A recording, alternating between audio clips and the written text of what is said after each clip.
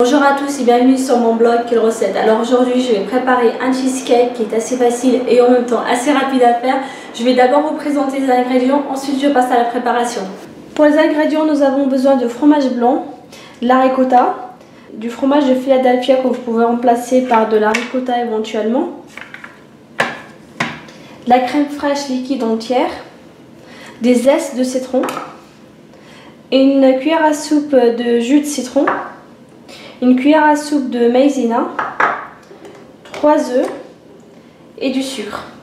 Ensuite, pour la base, c'est-à-dire pour le fond du cheesecake, nous avons besoin de biscuits que vous pouvez remplacer bien sûr par des spéculoos ou des biscuits au beurre par exemple, et du beurre. Alors pour la préparation, je vais d'abord commencer par mixer les biscuits.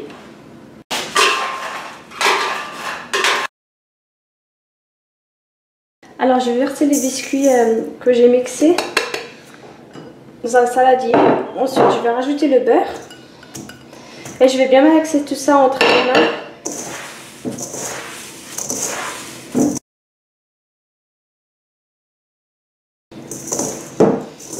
Il faut bien travailler votre biscuit avec le beurre. Comme ça, ce sera beaucoup plus facile pour l'étaler dans le moule. Voilà, on peut voir que le biscuit a absorbé le beurre.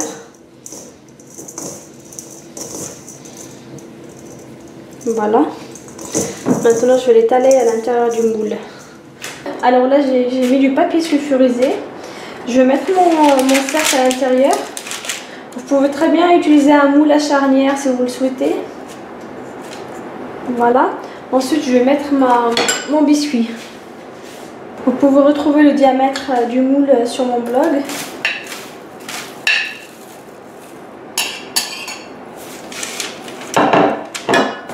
Maintenant, je vais bien étaler avec une cuillère à soupe par exemple.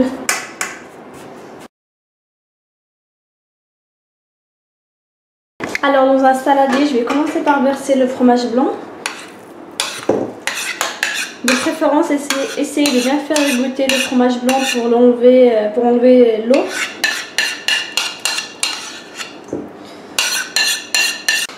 Je vais rajouter la ricotta.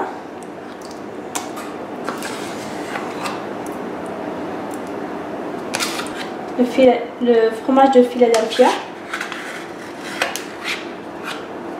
Ensuite, je vais utiliser un batteur pour mixer un peu.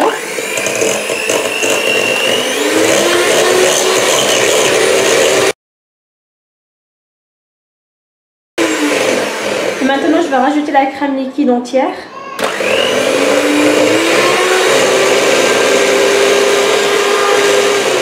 je vais bien fouetter.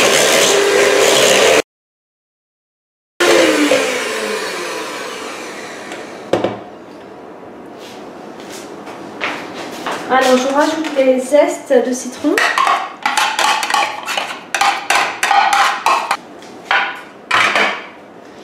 Le jus de citron. Les œufs.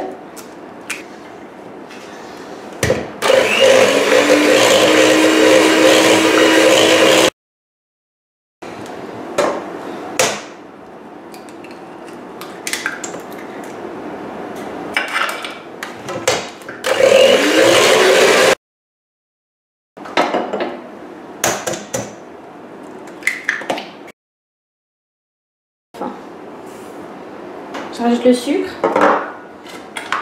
et la maïzena et là je vais bien mélanger.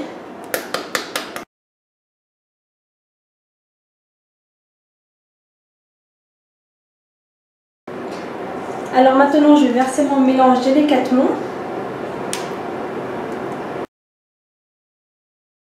Alors maintenant je vais mettre le cheesecake au four préchauffé à 200 degrés pendant 10 minutes, un quart d'heure. Ensuite je vais baisser la température à 110-120 degrés. Et je laisse à nouveau cuire le cheesecake pendant 20 à 30 minutes. Là j'ai éteint le four. On peut voir que le cheesecake est assez lisse sur le dessus, en même temps légèrement gluant. On peut voir qu'il n'est pas très ferme. Voilà. Maintenant je vais laisser au four, bien sûr le four éteint pendant 2 heures. Alors après avoir laissé le cheesecake pendant au moins 2 heures dans le four, bien sûr éteint, maintenant je vais le mettre au frigo au moins 8 heures. Sinon, toute une nuit, ça sera encore meilleur. En gros, plus vous le laissez longtemps au frigo, plus il sera meilleur.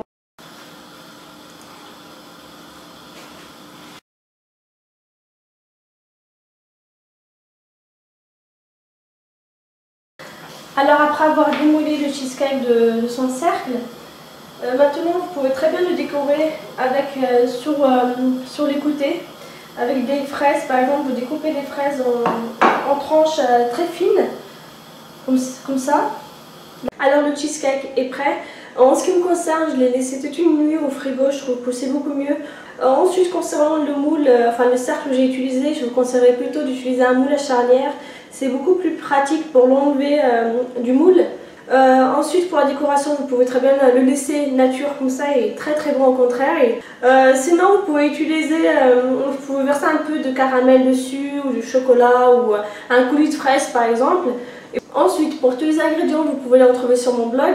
Il ne me reste plus qu'à vous souhaiter une bonne dégustation et à très bientôt pour de nouvelles recettes. Ciao!